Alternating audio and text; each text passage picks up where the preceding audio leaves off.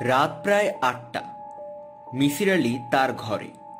ঘরের কোনো বাতি জ্বালানো হয়নি। এতক্ষণ অন্ধকারেই হাঁটাহাঁটি করছিলেন।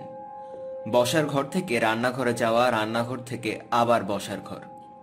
জায়গাটা খুব ভালো করেছে না, হাঁটতে অসুবিধা হচ্ছে না।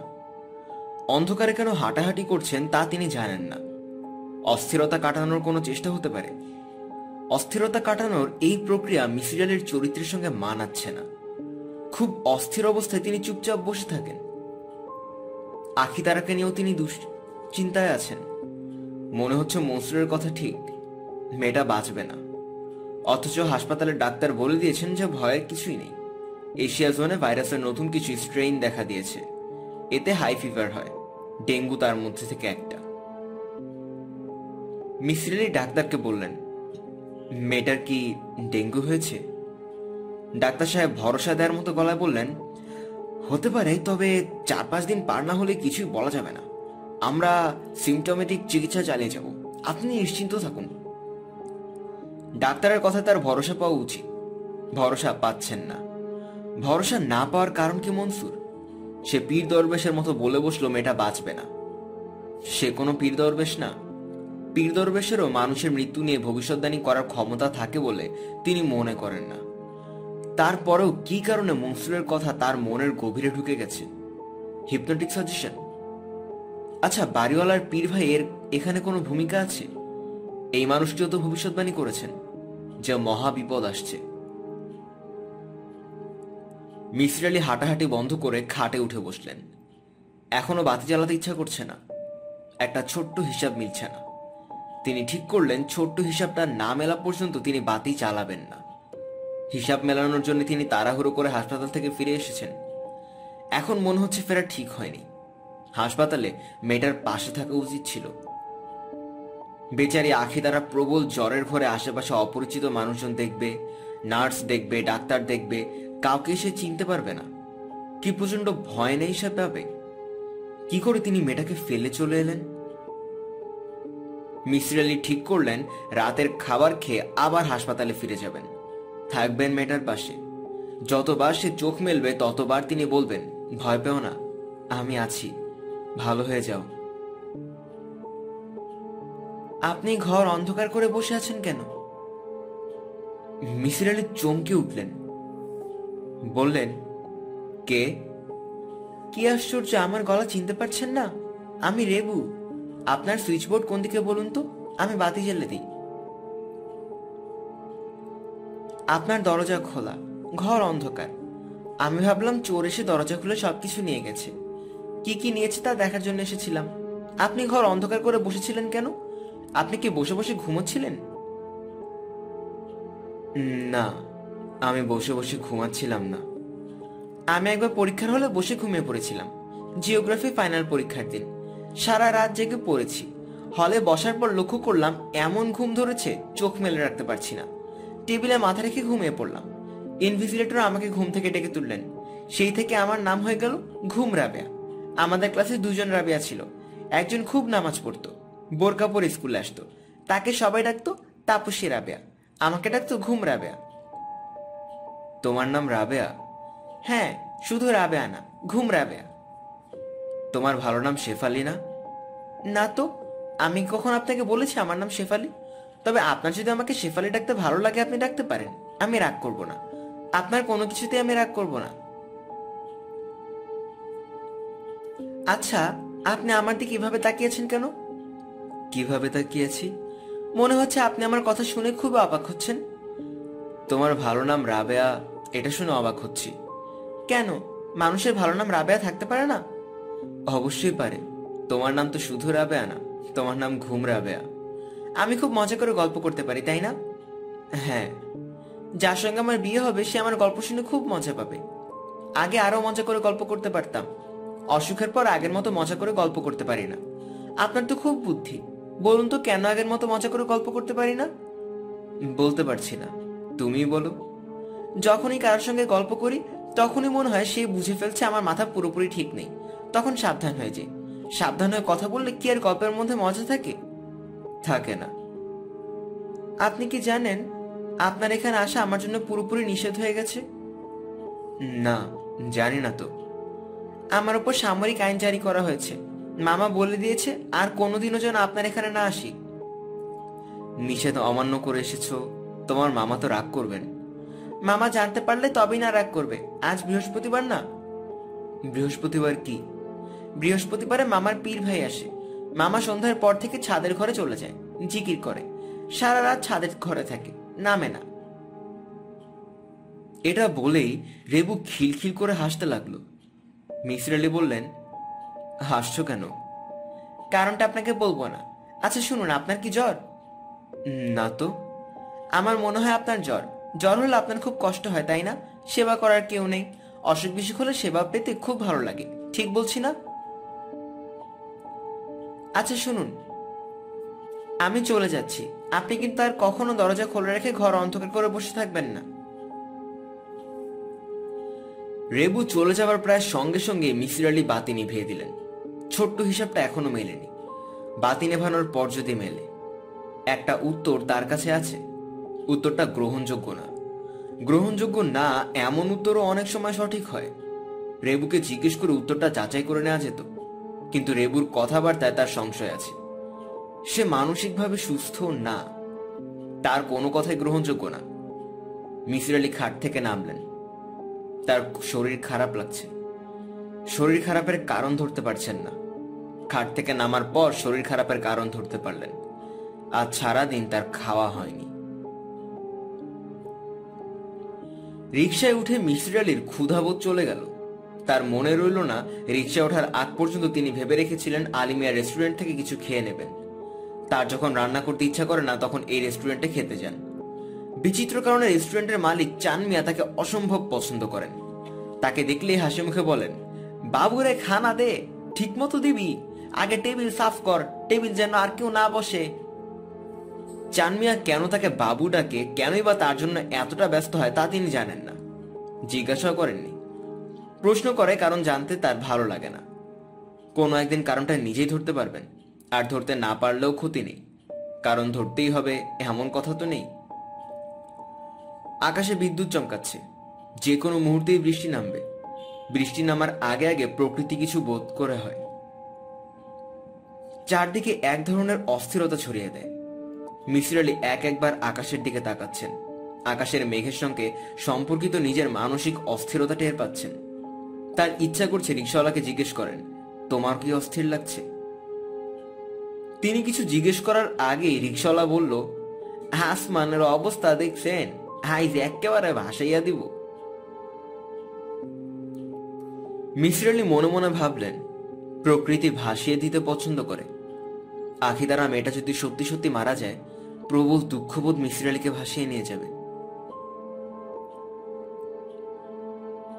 আখিদারাকে দেখে মিসির আলি চমকালেন। সে হাসপাতালের বিছানায় আতশোয়া হয়ে আছে।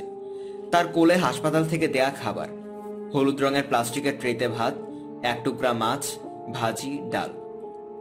আখিদারা আগ্রহ নিয়ে খাচ্ছে। মনে হলো মিসির আলিকে দেখে সে লজ্জা পেয়েছে। মিসির আলি বললেন, আখিতারা, তোমার খবর কি? ভালো। জ্বর চলে গেছে? হাসপাতালে থাকতে ভয় লাগছে? না। একা একা রাতে থাকতে পারবে? খাওয়া বন্ধ করেছো কেন? খাও। বাবা, আপনি খাইছেন?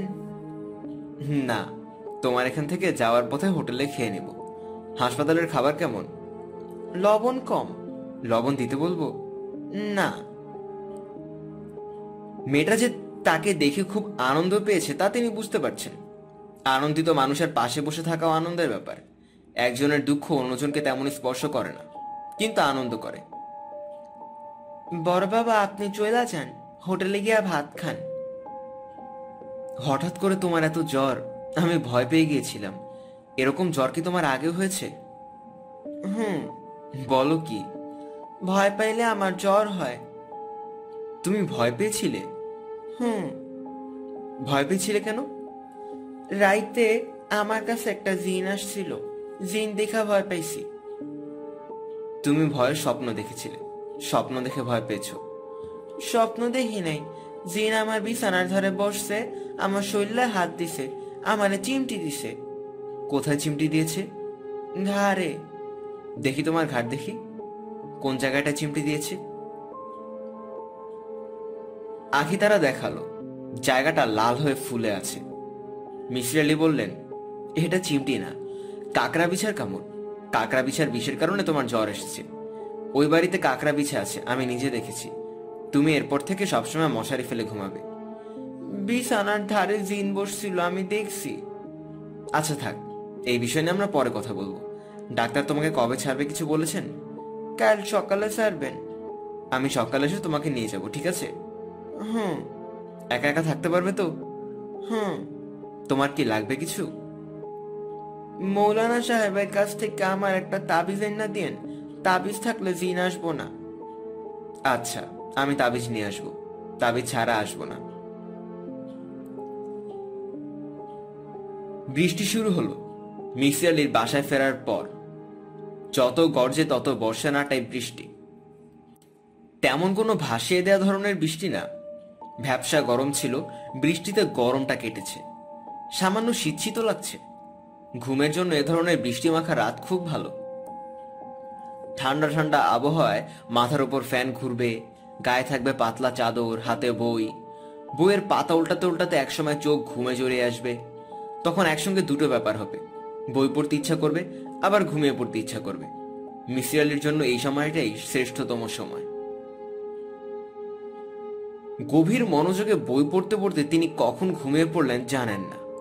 তার ঘুম ভাঙল খুটখাট শব্দে। কেউ একজন বিছানার পাশ দিয়ে হেঁটে যাচ্ছে। যে হেঁটে যাচ্ছে তাকে তিনি দেখতে পারছেন না, কারণ ঘর অন্ধকার। ঘুমানোর আগে তিনি বাতি নেভাননি। ঘর অন্ধকার থাকার কারণ নেই, হয়তো ঝড় বৃষ্টির কারণে ইলেকট্রিসিটি চলে গেছে। বিছানার পাশ দিয়ে যে হেঁটে যাচ্ছে সে একবার ব্যস্ত ভঙ্গিতে রান্নাঘরে ঢুকলো। দরজার পাশে রাখা টুলের সঙ্গে ধাক্কা লাগলো। মিসির আলি একবার ভাবলেন কে কে বলে শব্দ করেন, শব্দ করলেন না। সাবধানে হাত বাড়িয়ে সুইচ স্পর্শ করলেন। কেউ একজন সুইচ টিপে বাতি নিভিয়ে দিয়েছে। সেই কেউ একজনটা কে? চোর। যে ঘরে ঢুকেছে সে এখনো ঘরেই আছে। মিসির আলি ইচ্ছা করলেই বাতি জ্বালাতে পারেন। তিনি বাতি জ্বালালেন না। হঠাৎ করেই তার মনে হলো যে এখন ঘরে ঢুকেছে সাবধানে হাঁটছে আখি তারা। সে কি তাকেই দেখেছে? তাকে দেখে ভেবেছে জিন? যে ঘরে ঢুকেছে সে পুরুষ না রমণী? বাতি জ্বালিয়ে কে কে করে চিৎকার করার চেয়ে এই সমস্যা নিয়ে চিন্তা করা ভালো। ঘরে যে ঢুকেছে সে পুরুষ না রমণী তা অতি সহজেই বের করে ফেলা যায়। একটি রমণীর পায়ে স্টেপ ছোট।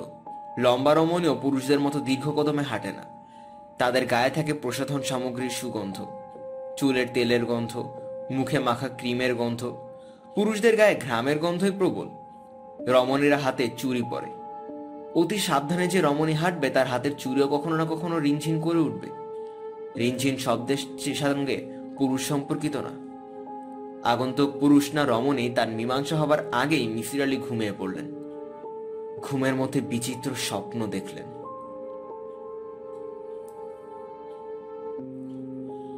আখি তারা বাসায় ফিরেছে। তার গলায় দুটো তাবিজ। মিসির আলি কাকরাইল মসজিদের সামনের ফুটপাতের দোকান থেকে তাবিজ দুটা কিনেছেন। আখি তারা খুব আগ্রহের সঙ্গে গলায় তাবিজ পরে ঘুরছে। তাকে দেখে মনে হচ্ছে সে অনেকদিন পর বাবার বাড়িতে ফিরে আনন্দে আত্মহারা। মেয়েটার আনন্দ দেখে মিসির আলির ভালো লাগছে। বড় বাবা চা বানাই দিব? দাও। দুপুরে রান্ধা কি হইব, ঘরে তো বাজার নাই। ডাল ভাত করো, ঘন ঘন বাজারে যেতে আমার ভালো লাগে না। রসুন ভর্তা করব? রসুন ভর্তা খাইবেন? রসুন আর শুকনা মরিচ পুইরায়া ভর্তা বানাতে হয়, খাইবেন? হ্যাঁ খাবো। মিসির আলির মনে হলো হাসপাতাল থেকে ফিরে আখিদারের মুখে বুলি ফুটেছে। মেয়েটা ফটফট করে কথা বলছে। পোস্টমাস্টারের রতনের সঙ্গে এই মেয়ের ভালোই মিল আছে। চা বানিয়ে মিসির আলির সামনে রাখতে রাখতে আখিদারা বলল, বড় বাবা, চারটা ঘর বন্ধন তাবিজ ঘরের চার কোনায় লটকাইয়া দিলে ঘরে খারাপ কিছু ঢুকবো না। ঘর বন্ধন তাবিজ কোথায় পাওয়া যায়? আমরার দেশের মৌলানা সাহেব ঘর বন্ধন তাবিজ দেন। তুমি যখন দেশে যাবে তখন আমার জন্য ঘর বন্ধন তাবিজ নিয়ে এসো। আচ্ছা। আখিতারা শোনো, আজ তোমার এত কাজকর্ম করার দরকার নেই। হাসপাতাল থেকে এসেছো, বিশ্রাম করো। খাবার আমি হোটেল থেকে আনিয়ে নেব। আমার অত বিশ্রামের দরকার নেই, অনেক বিশ্রাম হয়েছে। মিসির আলির আনন্দ দীর্ঘস্থায়ী হলো না। কিছুক্ষণের মধ্যে তার ভ্রু কুঁচকে গেল। সিগারেটে টান দিয়ে আনাড়ি সিগারেট খোরদের মতো খক খক করে কাশতে লাগলেন। কোনো কারণে তার মনে যদি খটকা তৈরি হয় তখন এই ব্যাপারটা ঘটে। সিগারেটে টান দিয়ে কাশতে শুরু করেন। আজকের এই খটকা তৈরি হয়েছে মনসুরের চিঠির কারণে। মনসুর এই চিঠি ডাকে পাঠায়নি, খামে বন্ধ করে দরজায় ফাঁক দিয়ে ঢুকিয়ে দিয়ে গেছে। পরম শ্রদ্ধেয় স্যার, জনাব মিসির আলী। স্যার, আমি আপনার সঙ্গে পরপর কয়েকটি অন্যায় করেছি। অন্যায়ের জন্য ক্ষমা প্রার্থনার কারণে আপনাকে লিখছি। হয়তোবা আপনি আমাকে ক্ষমা করবেন। আমার প্রথম অন্যায় থার্মোমিটার আনার কথা বলেও আমি চলে গিয়েছিলাম, আর ফিরে আসিনি। এই অন্যায়টি কেন করেছি আপনার মতো বুদ্ধিমান মানুষের তা না বোঝার কোনো কারণ নেই। স্যার, আমি থার্মোমিটার দিয়ে কোনো ম্যাজিক দেখাতে পারি না। থার্মোমিটার নিয়ে উপস্থিত হলে ম্যাজিক দেখাতে হতো, কাজেই আমি পালিয়ে চলে গেছি। আপনি আমার কাজকর্মে সন্দিহান হয়ে পড়েছেন। সন্দেহজন একজন মানুষ যত ভালো কাজই করুক, তার কাজকে দেখা হয় সন্দেহের চোখে। আপনি যখন জিজ্ঞেস করলেন তুমি তো আখিতারাকে চেনো না, তাহলে তার নাম কিভাবে জানলে? আমি ভ্যাবাচাকা খেয়ে যাবার কারণে তৎক্ষণাৎ জবাব দিলাম না। কি করে তার নাম জানি আর কেনই বা আমি পকেটে থার্মোমিটার নিয়ে ঘুরছিলাম সেটা বলি। আপনার কাছে জোর হাতে অনুরোধ করি, আমার কথাগুলি দয়া করে পড়ুন। হয়তোবা আপনি আমার বিচিত্র কর্মকাণ্ড বুঝতে পারবেন। ওই দিন আখিতারা মেয়েটি প্রবল জ্বরে ছটফট করছিল। আমি তখন এসেছি আপনার সঙ্গে দেখা করতে। আপনার ঘরে দরজা বেশিরভাগ সময় খোলা থাকে। আমি ঢুকে গেলাম আপনার বসার ঘরে। সেখান থেকে শুনলাম আপনি মেয়েটার সঙ্গে কথা বলছেন। মেয়েটার প্রবল জ্বর, তাও বুঝলাম।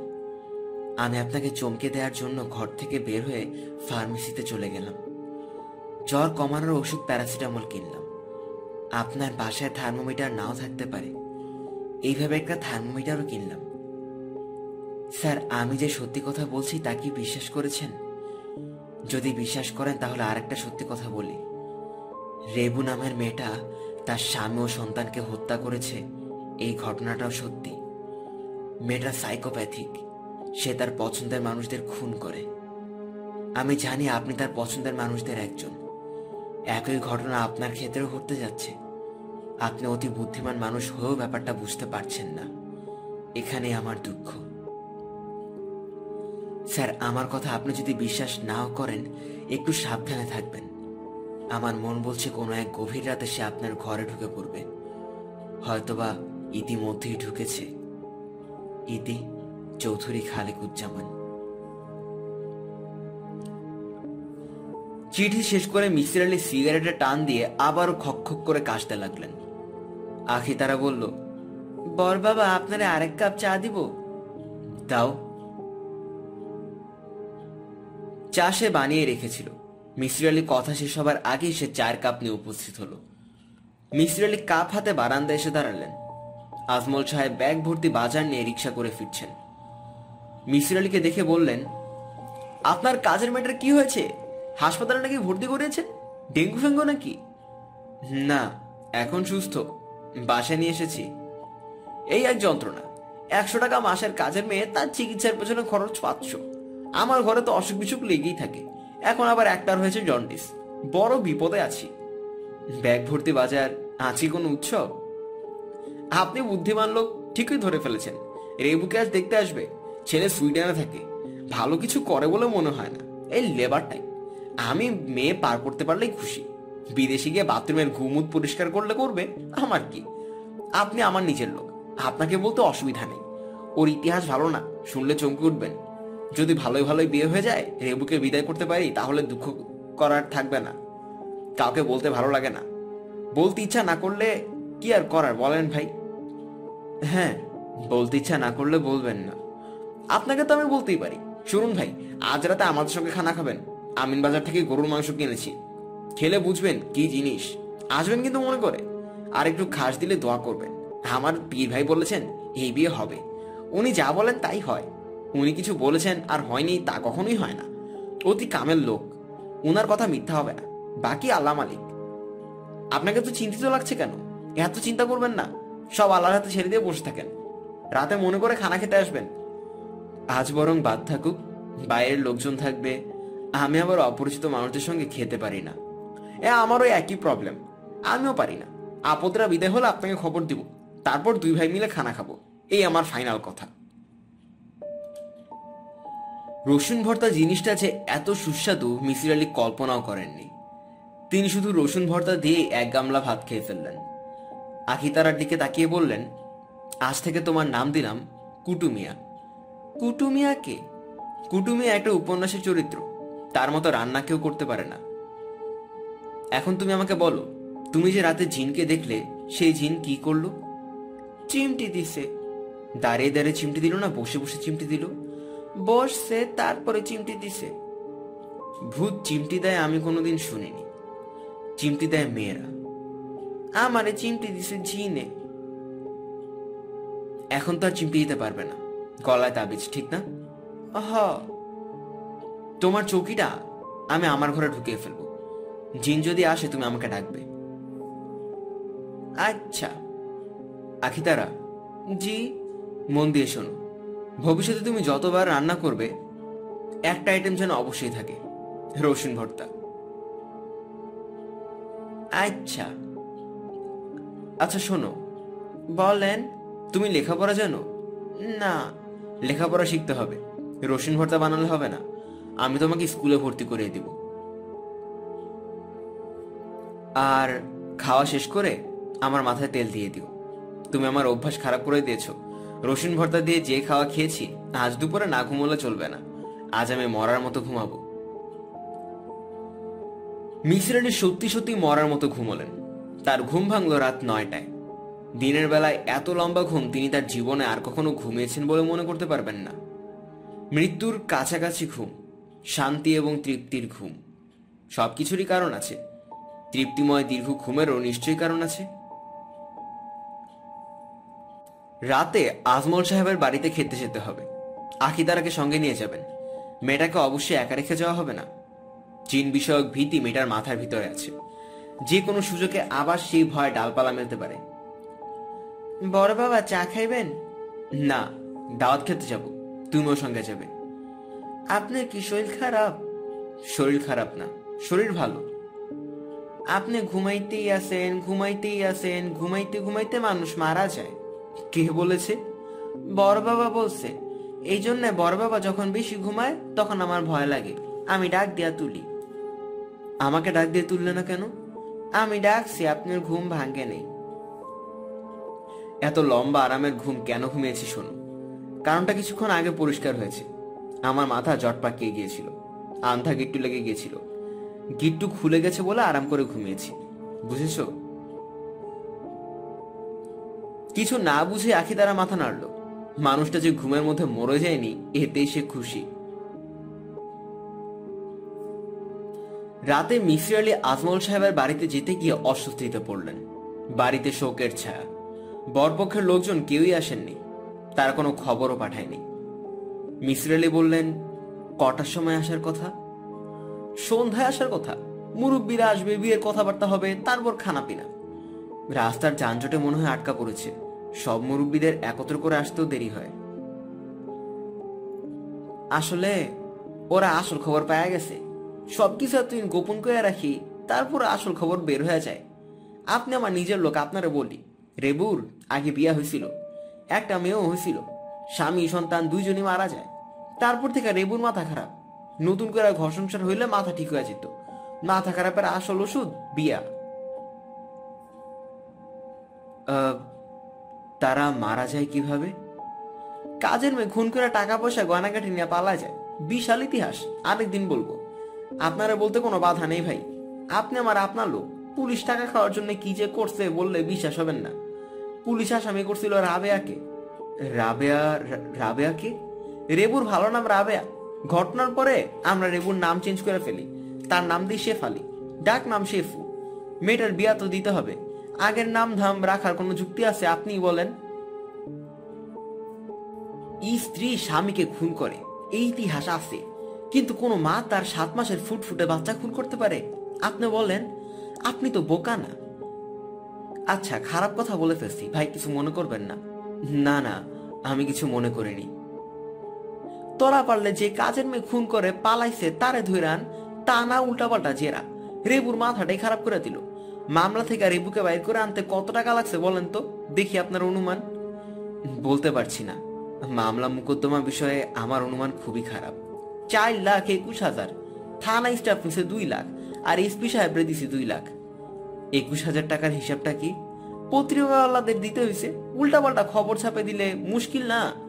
ভাই সাহেব, আপনার খিদা লাগছে, খানাইতে বলি? আর একটু অপেক্ষা করি? একেবারে ইচ্ছা করে আমি গলা টিপে মেয়েটিকে শেষ করে দিই, যন্ত্রণা শেষ হোক। কোনো লাভ নাই, শুয়োরের বাচ্চারা আসবে না। রেবু মেয়েটা কি কপাল নিয়ে আসছে, ঝাড়ুমারি কপালে।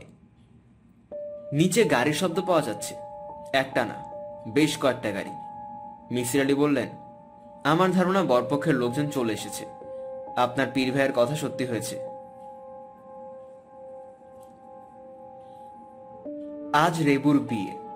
আয়োজনের হইচই ধরনের বিয়ে না, নিয়ম রক্ষা বিয়ে।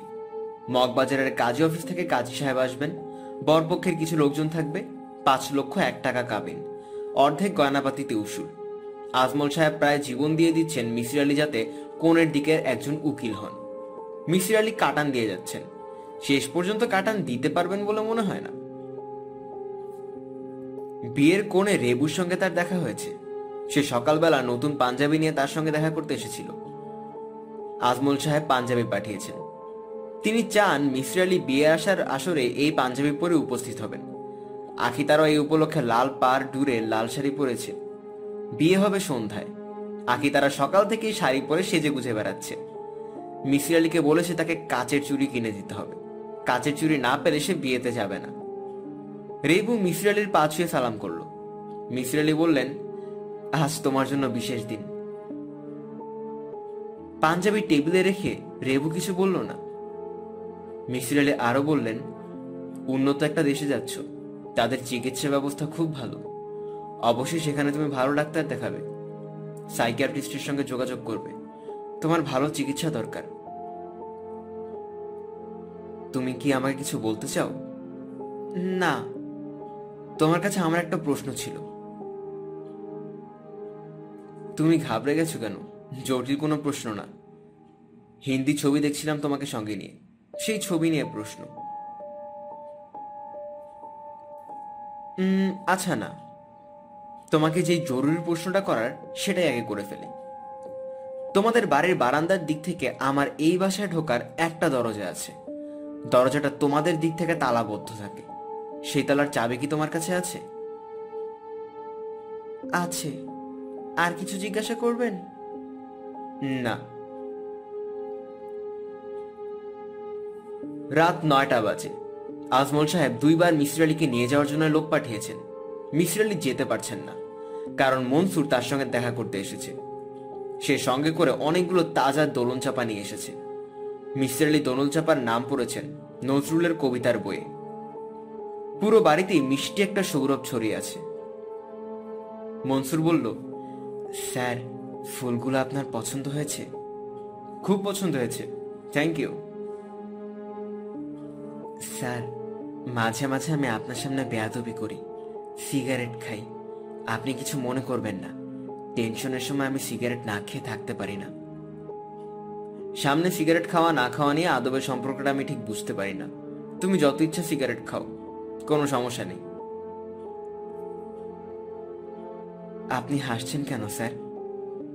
তোমার লাইটারের শব্দ শুনে হাসলাম। লাইটারটা তুমি বা হাতে ধরিয়েছো, এটা দেখেও হাসলাম। আমি লেফট হ্যান্ডার স্যার, এটা কি কোনো হাসির ব্যাপার? আমি যতদূর জানি এই পৃথিবীর 2% মানুষ লেফট হ্যান্ডার। আমি কেন হেসেছি ব্যাপারটা বুঝিয়ে বলি। একবার আমার বাসায় গভীর রাতে কেউ একজন ঢুকেছিল। সেটা খুব বৃষ্টির রাত ছিল, ঝুম বৃষ্টি হচ্ছিল। যে ঢুকেছিল সে চাচ্ছিল আমি যেন টের পাই কেউ একজন এসেছে, কিন্তু কে এসেছে সেটা যেন বুঝতে না পারি। আপনি বুঝে ফেললেন কে এসেছে? হ্যাঁ, তুমি এসেছিলে। আমি লেফট হ্যান্ডার এটা জেনে আপনি টের পেয়ে গেলেন আমি আপনার ঘরে ঢুকেছি? লেফট হ্যান্ডাররা গভীর রাতে মানুষের বাড়িতে ঢোকে? তুমি পুরোটা না শুনে উত্তেজিত হয়ে পড়েছ। আগে পুরোটা শোনো, নার্ভ ঠান্ডা করো। আর একটা সিগারেট ধরাও। মনসুর আর একটা সিগারেট ধরালো, আর তখনই ব্যস্ত ভঙ্গিতে আখি তারা ঘরে ঢুকে বলল, বড় বাবা, আপনি যাইবেন না? তুমি বিয়ে বাড়িতে চলে যাও, আমি আসছি। আমি আপনারা না নিয়ে যাব না। তাহলে অপেক্ষা করো, সুন্দর করে 2 কাপ চা বানিয়ে যাও। আখি তারা চলে গেল। মিসির আলী মনসুরের দিকে তাকিয়ে বললেন, মনসুর, ওই রাতে তুমি কিছুক্ষণ আমার ঘরে হাঁটাহাঁটি করলে, আমার ঘুম ভাঙা পর্যন্ত অপেক্ষা করলে, তারপর ঘর থেকে বের হলে। যতক্ষণ ঘরে ছিলেন ততক্ষণ টেনশনে তোমার স্নায়ু আড়ষ্ট ছিল। স্মোকাররা টেনশন কমাতে সিগারেট টানে। ঘর থেকে বের হয়ে তুমি সিগারেট ধরালে। বাইরে বৃষ্টি হচ্ছিল বলেই পুরো সিগারেটটা তুমি আমার বসার বারান্দায় দাঁড়িয়ে শেষ করলে। সিগারেটের গন্ধে আমি তোমাকে চিনলাম না, তোমাকে চিনলাম লাইটারের শব্দে। তোমার লাইটারের শব্দ আমি চিনি। তুমি লেফট হ্যান্ডার, এটাও কিন্তু একটা ইন্টারেস্টিং কোইন্সিডেন্স। শুনলে তুমি মজা পাবে, বলবো? বলুন। তুমি আখি তারার বিছানায় বসেছ, তার ঘাড়ে ডান দিকে চিমটি দিয়েছ। আখি তারা উত্তর দিকে মাথা দিয়ে শুয়েছিল। এই অবস্থায় তার ঘাড়ের ডান দিকে একজন লেফট হ্যান্ডার চিমটি দেবে। লেফট হ্যান্ডার চিমটি দেবে ঘাড়ের বাঁ দিকে। ব্যাপারটা বুঝতে না পারলে আমি একটা কাজ করি, আখি তারাকে বিছানায় শুয়ে তার পাশে বসে দেখাই কেন একজন ঘাড়ের বাঁ দিকে চিমটি দেবে আর একজন দেবে ডান দিকে। দেখাবো? দেখাতে হবে না, আপনি কি বলছেন আমি বুঝতে পারছি। মনসুর, শোনো, লজিক হচ্ছে সিঁড়ির মতো। লজিকের একটা সিঁড়িতে পা দিলে অন্য সিঁড়ি দেখা যায়। তুমি আমার ঘরে ঢুকেছে এটা জানার পর বুঝতে পারলাম রেবু মেয়েটির সঙ্গে তোমার যোগাযোগ আছে। কিভাবে বুঝলেন? আমার বাসার একটা দরজায় বাইরে থেকে তালা দেওয়া, সেই তালা খুলে এই বাসায় ঢোকা যায়। তালার চাবি রেবুর কাছে আছে, সেই চাবির একটা নিশ্চয়ই তোমার কাছেও আছে, আছে না? আছে। রেবুদের বাড়ির টেলিফোন নাম্বারও তুমি জানো। তুমি আমাকে ওই বাড়িতে টেলিফোন করেছিলে, মনে আছে? আছে। আমি একটা নতুন পাঞ্জাবি পরে সেজে গুজে বসে আছি। আমার কাজের মেয়েটা আমাকে তাড়া দিচ্ছে বের হওয়ার জন্য। তুমি একবারও জিজ্ঞেস করলে না আমরা কোথায় যাচ্ছি। জিজ্ঞেস করনি কারণ তুমি জানো আমরা কোথায় যাচ্ছি। রেবুর সঙ্গে যোগাযোগ না থাকলেও তা জানা সম্ভব না। তুমি কি জানো আজ রেবুর বিয়ে? আচ্ছা, তুমি এই বাসায় একসময় ভাড়াটে ছিলে, আমার এই অনুমান কি ঠিক? এই তথ্য আপনাকে কে দিয়েছে? রান্নাঘর দিয়েছে। রান্নাঘরের দেয়ালে আজি আজমত আলী নামের এক ভদ্রলোকের নাম এবং টেলিফোন নাম্বার লেখা। তোমার হাতের লেখা আমি চিনি। আপনি কি আমার সম্পর্কে খোঁজ নেওয়ার জন্য হাজি আজমত আলীকে টেলিফোন করেছিলেন? টেলিফোন করিনি। তুমি এই বাড়িতে কতদিন ছিলে? 3 মাস। আমার ধারণা রেবুর সঙ্গে তখনই তোমার পরিচয় এবং প্রণয়। রেবু কি নিশিরাতে তালা খুলে তোমার ঘরে আসতো? হ্যাঁ। অবস্থাটা তো তোমার জন্য ভালোই ছিল। তুমি 3 মাসের মধ্যে চলে গেলে কেন? রেবুর বিয়ে হয়ে গিয়েছিল বলে? হ্যাঁ। আমার সিগারেট শেষ হয়ে গেছে, একটা সিগারেট দাও। মনসুর সিগারেট দিল, লাইটার দিয়ে সিগারেট ধরিয়ে দিল। মিসির আলী বললেন, মনসুর, তুমি কি মানুষ খুন করেছো? জি না। রেবুকে পরামর্শ দিয়েছিলে তার স্বামী সন্তান খুন করতে? জি না। তুমি যদি কিছু বলতে চাও বলো, আমি তোমার কথা খুব মন দিয়ে শুনব। স্যার, রেবুর বাচ্চা হওয়ার পর তার সংসারে খুব অশান্তি শুরু হলো। রেবুর স্বামীর ধারণা হলো বাচ্চাটা তার না। রেবু একদিন স্বীকারও করলো বাচ্চার বাবা অন্য একজন। তারপর দুজনকে বটি দিয়ে কেটে টুকরো টুকরো করে ফেলল। তুমি আমার ঘরে কেন আসতে? স্যার, আমি আপনাকে ভয় দেখিয়ে এই বাসা থেকে সরিয়ে দিতে চাচ্ছিলাম। কারণ রেবু প্রায়ই বলতো সে আপনাকে খুন করতে চায়। সে অসুস্থ একটা মেয়ে, ভয়ঙ্কর অসুস্থ। আপনাকে এই কথাটাই বারবার বলার চেষ্টা করেছি। আপনার বেঁচে থাকা আমার জন্য দরকার স্যার। কেন? স্যার, একমাত্র আপনি রেবুকে সুস্থ করে তুলতে পারেন, আর কেউ পারবে না। স্যার, এই অসুস্থ মেয়েটাকে আমি ভয়ঙ্কর ভালোবাসি, প্রচন্ড ভালোবাসি স্যার। মনসুর তাকিয়ে আছে। এই চোখের ভাষা মিসির আলী পড়তে পারছেন না। এই চোখ মমতা এবং ভালোবাসায় আর্দ্র। মনসুরের চোখে পানি জমতে শুরু করেছে, গলাও ভেঙে ভেঙে যাচ্ছে। মিসির আলী অপেক্ষা করছেন চোখ থেকে পানির ফোঁটাটা কখন টেবিলের ওপর পড়বে। মনসুর যেভাবে বসে আছে, পানির ফোঁটা টেবিলে পড়ার কথা। অশ্রু চোখেই মানায়, কাঠের টেবিলে মানায় কিনা এটা তার দেখার ইচ্ছা খুব।